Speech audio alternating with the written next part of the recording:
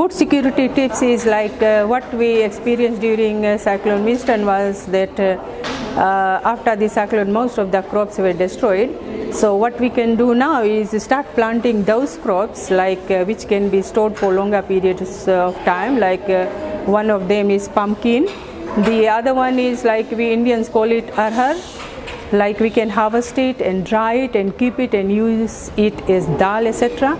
And like during like now tomatoes is in season, and if you have a lot of tomatoes at home, what we can do is vacuum pack it so that when it is out of season or when there is a disaster, like if nothing is available, at least we can use that to make chutney, etc. at home.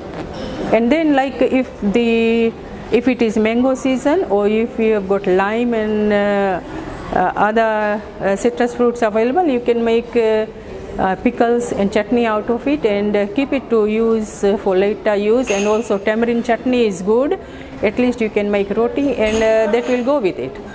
What I've prepared is that to prepare and store food for my family, such as to grow and store vegetable, for example pumpkin and cassava, eggplant, etc.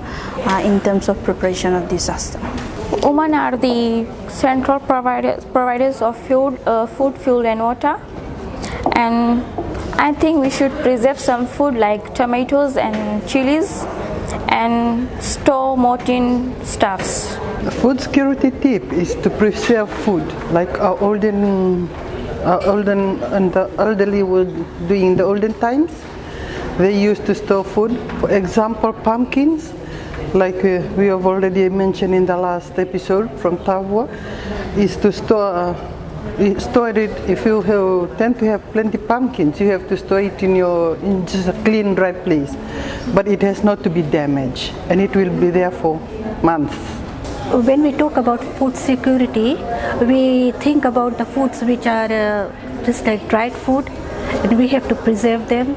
We have to, just like dried food, we mean it is that rice, dal and tin stuffs, we have to keep them in a safe place.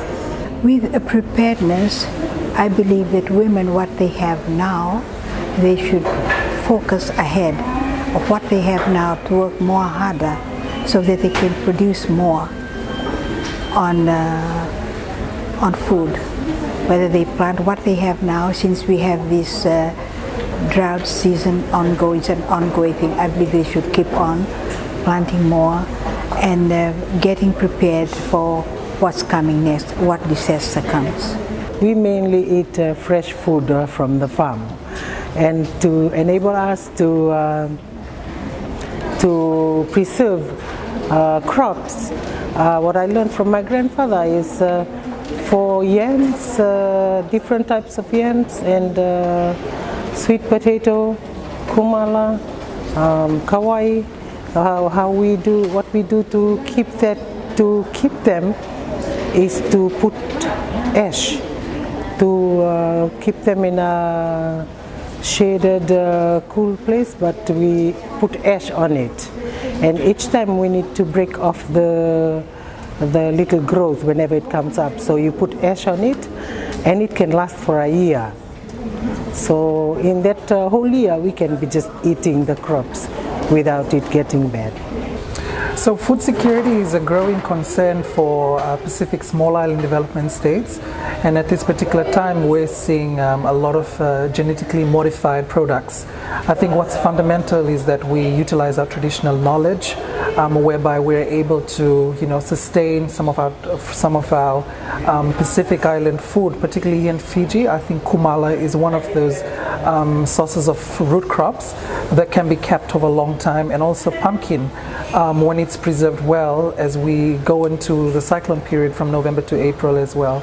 But I think it's important when we talk about food security, we know that it's a human right, and everyone has the right to access basic health services such as the right to food. But also knowing that we also need to know the kind of knowledge about the kind of food we are taking in for our bodies, because we're at a time when the climate has an impact on our bodies. So how do our bodies change, and what kind of food do we take? So understanding not just the science of the food and the body, but also the kind of healthiness within the food that we consume. I think preserving of food is really important, which takes longer time for, in terms of food security, to be used in future after disasters.